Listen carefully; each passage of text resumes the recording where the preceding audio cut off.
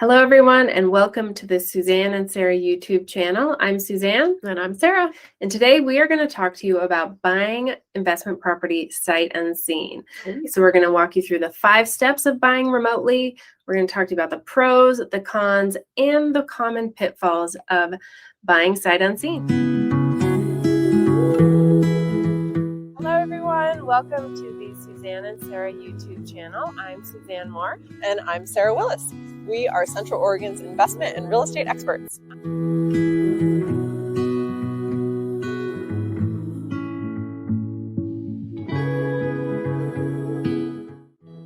As I said, I am Suzanne Moore. I'm a realtor here in beautiful sunny Bend, Oregon at Realty One Group Discovery. And I'm also the founder of the Central Oregon Investor Network, which brings together investors not only from Central Oregon, but from all over the country to share resources, to talk about investor topics, and to create passive income from our real estate investments. And I'm Sarah Willis. Suzanne said it all. We are a team here at Realty One Group in beautiful Bend, Oregon. We make these videos on a weekly basis to help you understand our market more and make it so when it comes your time to buy, you know where to go for the right information and you are well prepared. You'll see a QR code up on the screen. Please screenshot that or hold your phone up right now. We spend a lot of time every week scouring the market, putting together the best list possible of Bend's and Central Oregon's best deals and send them straight to your inbox so you're in the know. You don't want to miss this. Also, before the video is over, please like and subscribe, and we will see you on the other side. So let's dive in to buying real estate sight unseen. Have you ever bought something without seeing it first? Of course you have. This is the definition of online shopping. Maybe you buy sight unseen purchases on Amazon or your favorite online clothing or shoe retailers.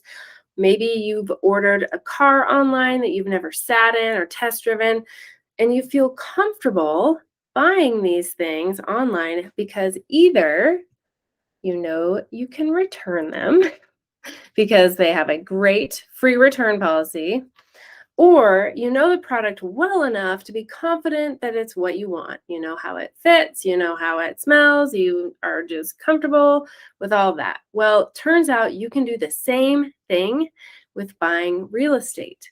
And super interesting fact, 63% of home buyers made an offer on property sight unseen in 2020, and it's gotten even higher since then.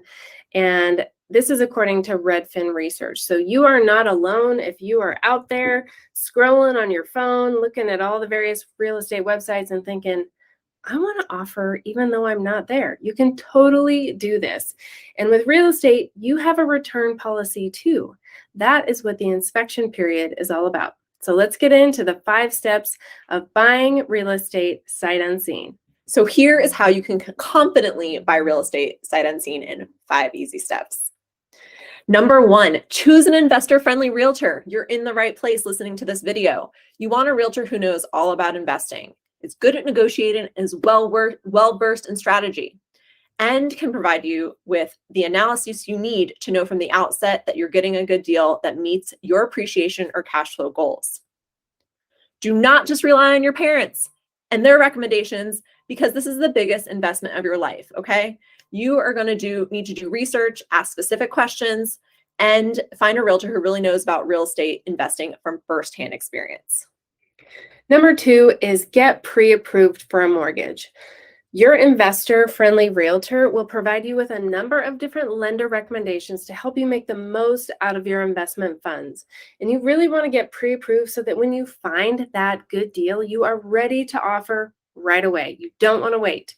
Good deals do not come along every day, so you have to be prepared, and your pre-approval is your major step in being prepared to offer on real estate. Number 3, get a video tour and detailed property information.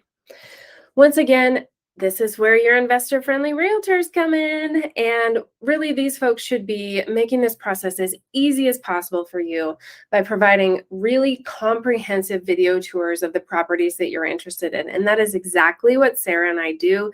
When you look at our YouTube channel, you can see tons of video tours. You can see the gold standard in video tours. So This should be the standard so that you're not just going by photos that you see online on Zillow and Redfin and whatever realtor.com websites you're looking at, because you can't see what the neighborhood looks like, what the neighbors are like, without having some eyes on the ground for you. And that's exactly what your realtor should be doing, being your eyes and ears and even your nose, to share the good, bad, and the ugly of the places that you're considering. You should also really be spending time before you offer to seek out information on the property online. So places you would want to look: county records, tax assessor records.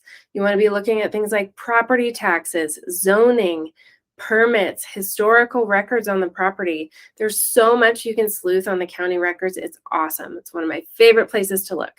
You also want to look at as much information as possible before you make an offer so that you can focus your inspection period on checking out the structures and the systems of the property and home itself. Number 4, it's time to offer and negotiate on your deal. It's offer time. This is when you'll use your investor analysis as a guide to determine your offer price. You'll also want to be aware of local population growth, job and industry trends, crime statistics, real estate market metrics, and recent sales and rental comps in the area to be fully informed. These are all the things that you can ask any savvy investment real estate agent to help you find and gather. This is all part of our job, at least the people that are doing a good job at their job. Especially if you're offering sight unseen, you'll want to negotiate inspection contingencies into your offer. This is how you get out. This is your return policy. You can think of it like your Amazon return window. You have a certain number of days to try it on, check it out, and decide if it fits or not. If it does, you can start to negotiate for repairs or credits if you get a motivated seller, or kick-ass realtors like us working for you, or you can walk away and keep looking. You'll also likely have the following contingencies in your offer, and these are other opportunities to get out in the event that something changes for you. These protect your earnest money, is what contingencies do. And just as a reminder, the earnest money is the deposit you put down when your offer is accepted. And this just shows the seller that you're serious about buying the house, that you've got skin in the game. That earnest money is refundable only under certain conditions. And again, it's your realtor's job to help you track all these timelines and make sure you know what you're doing. Common offer contingencies include the one we already talked about, which is the inspection period. This is when you're checking out the house, the integrity of the place. Number 2, big one, financing. This one typically is in play all the way until the very end. You know, if you lose your financing the day before you're supposed to close, theoretically, you are able to get your earnest money back, as long as you have not had a breach of contract, before that. Other one is the title report. This is something that comes from escrow. It outlines all of the different liens on the property, if there's any easements.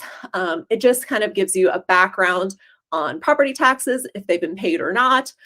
This is something that you'll have 5 business days to review from the time of receipt. And this is another opportunity. If you see something on this document that doesn't fit what you're looking for, that doesn't agree with you, you have the opportunity to get out and get your earnest money back. Final one, the appraisal contingency. This is when, if you are financing it, in most cases with conventional financing, the bank and you will pay for an appraisal. Appraisal will come out.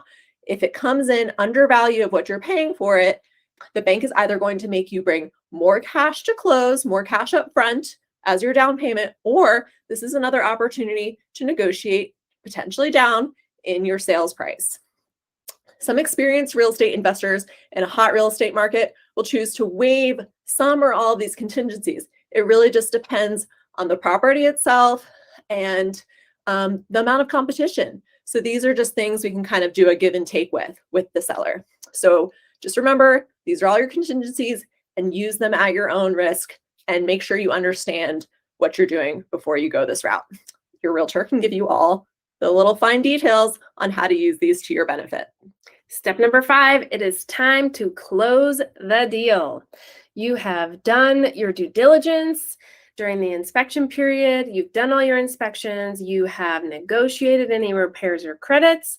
Contingencies are met and removed, and you are ready to close on your sight unseen investment property purchase. So What happens next is you will want to make sure that you have informed the escrow company that you will be signing remotely, and either you will need a courtesy signing or a mobile notary to come to you so you can sign that fat stack of papers for the purchase and the loan on your property. Unless, of course, you decide to finally travel to the place that you're purchasing, in which case that trip is tax deductible. I'm a big fan of buying and offering sight unseen. We help our clients with it all the time, but as with anything in the regular real estate market, there are pros and there are cons and common pitfalls.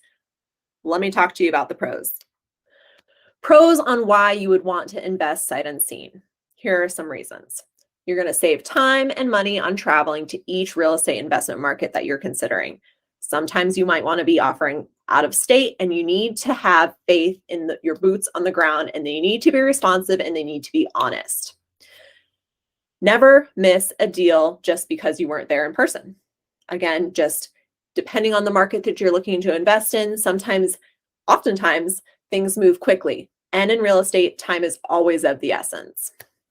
Learn to analyze online. This is where you pull all your data points. You're using photos, videos, maps, county information, inspection and title reports, current leases, on what things are already renting for, and also just, using comparable data in the area for what things in the area are also reselling for and renting for as well. These are all things that you can do remotely. Offer, negotiate, and do the entire transaction from wherever you want.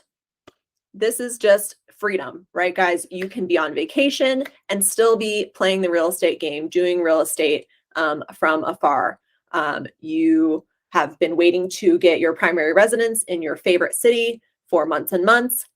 You've had this vacation planned forever. You can still go as long as you've got trusted partners on the ground. The right place comes up, you are ready to act quickly and you can still get the job done. Delegate and utilize your team of experts to help you navigate your real estate investment. You're still responsible for your decisions, but you can engage the help of others. Now, again, it's our job to inform you, make sure that you have all of the tools and information you need along the way. But at the end of the day, you are responsible for your own decisions. All right, now let's talk about some of the cons or challenges of buying sight unseen. We all know that photos and videos can sometimes be deceiving, even with the best of intentions. So you have to have a keen eye and also trust your experts that are on the ground who can tell you if things really look the way they do online. Number two, it can be really difficult to gauge room sizes and space without physically being there. And again, this is where your trusted realtor comes in to give you a clear picture with measurements and really vivid details so that you can envision this place from wherever you are. Also, something to note is that some sellers are kind of wary of accepting offers from sight unseen buyers because sometimes sight unseen buyers get cold feet because of some of the cons we're talking about. So just be aware of that and be prepared for some potential pushback from sellers. And this is really where your trusted, savvy investment realtor comes in to fight for your behalf. Last but not least, waiving contingencies to get your offer accepted can be a risky move that really should be a last resort unless you really know what you're doing. So if you're an experienced investor, this might be an option for you, but we would just recommend that you seriously consider whether it's worth it because this is your return policy you're giving up. So make sure that you are comfortable with the potential outcomes if you waive your contingencies. Last but not least, let's get into some common pitfalls of buying sight unseen. These are the things you don't want to do, and we're here to tell you before you make these mistakes. The first one is not doing your due diligence, and this is really why you hire experts, people on the ground, or you subscribe to trusted data sources that provide you with this information. As Sarah said, it is your responsibility to do the research or pay someone to do it for you. Number two, not reviewing documents carefully. That preliminary title report that Sarah talked about is actually really important to read and has a lot of really good info. So click on the links in that report. These are things you need to know before you buy. Review the seller disclosures and tenant lease agreements during the inspection period. Actually read your inspection report and not just rely on someone to tell you what it says. Number 3, common pitfall, hiring the property manager that comes with the property you're buying. We know it's all about passive income. This is what we're all, trying to get, but you do have to do some legwork up front to get things set up so that you can have the greatest benefit down the line. So that means making sure that you are vetting at least 2 different property managers, and you want to compare what they charge, you want to compare their service levels, their approach, you want to check references. You want to make the right decision here because this is the biggest single expense that you will pay on a monthly basis, and that's going to hit your bottom line. So you want good service for what you're paying. Number 4, most common pitfall is not asking questions about things that you can only detect in person. So think about your 5 senses here. This is about using your nose and your ears and some other things. So things like odors, pet odors, smoke odors. You want to know if those things exist. Noise, is there traffic noise? Are the neighbors loud? Are there tons of delivery trucks going through? That's stuff you need to know. What do the finishes look like? Are things rusted? Are they grimy, gross, faded? Maybe they're really nice. That's something you want to know.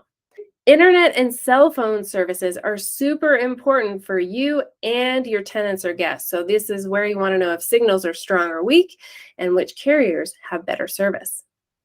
Lastly, number 5, proceeding with the deal despite red flags. So these would be things that come up on those reports that you should have read in pitfalls number 1 and 2. You would also find a red flag if you had sellers that didn't disclose things that are obvious, or tenants that are not paying rent on time, or don't have written leases, or haven't paid security deposits, or a home that needs a lot of work that you really don't have time or energy or money to deal with. So what's next? Well, as we said, it's more commonplace than ever to use technology to invest in real estate remotely, and that is what we are here to help you do. So use the tools that are out there to your advantage and make sure that you have your number 1 most important local teammates in place, and that is your investor-friendly realtors like Sarah and I. So first step is to decide you want to do this. Second step is to find your realtors. Third step is to go and take that first step. And even if you aren't located in Central Oregon and you want to find an investor-friendly realtor, call us. You've got our contact information, and we have a giant network of investor-friendly realtors all over the country and even in a few countries around the world too. So we can be a resource for you, whether you're investing in Central Oregon or anywhere else across the country. Thank you again for joining us today for Buying Real Estate Sight Unseen, the 5 steps of remote investing, the pros and cons, and the pitfalls.